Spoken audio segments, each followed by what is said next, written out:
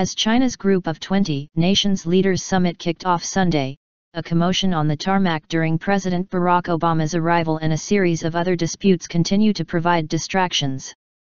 When President Obama arrived in Hangzhou Saturday, the airport did not have airplane stairs ready for him to disembark Air Force One, and when he did step off the aircraft, the red carpet provided for other arriving leaders was missing. Tensions were also high on the tarmac, where a Chinese official screamed at White House press photographers as they tried to get into position to take pictures of the president. A White House official tried to intervene, stating that the U.S. would set the rules for where the photographers positioned themselves. But the Chinese official yelled back, "This is our country. This is our airport." And that was just the beginning. The same official tried to keep National Security Advisor Susan Rice from walking to the president's motorcade, at which point the U.S. Secret Service intervened. Later in the evening, after holding a ceremony to announce China and the United States joining the Paris Agreement on climate change, and holding wide-ranging bilateral talks for more than 3.5 hours, tensions rose again.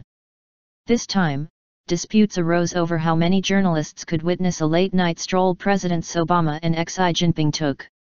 Chinese officials suddenly cut the number of journalists from 6 to 3, and then to 1. "That is our arrangement," a Chinese official told a White House press official. "But your arrangement keeps changing," the White House press official responded. In the end, the two settled on 2 journalists from the White House press corps. When asked about the string of apparent snubs at a press conference Sunday with British Prime Minister Theresa May, President Obama said he would not overcrank the significance of the incidents, noting that it was not the first time issues around security and press access have become an issue during a visit to China or other countries. "And part of that is a difference in values," he said.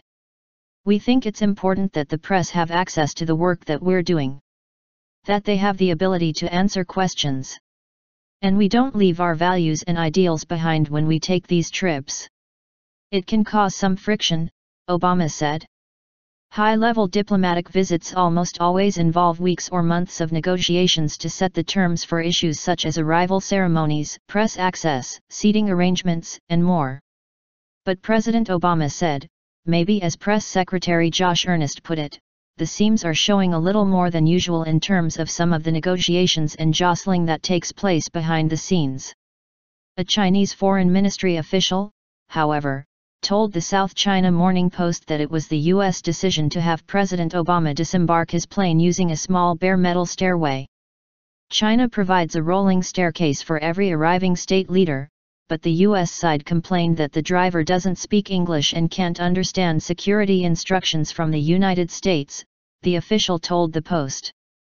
China proposed that we could assign a translator to sit beside the driver, but the U.S. side turned down the proposal and insisted that they don't need the staircase provided by the airport.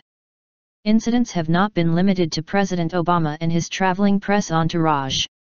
Last week, when reporters traveling with Secretary of State John Kerry tried to apply for visas to come to China and attend the G-20, their applications were denied.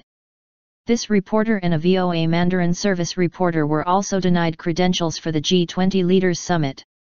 Several other reporters have also had their applications rejected.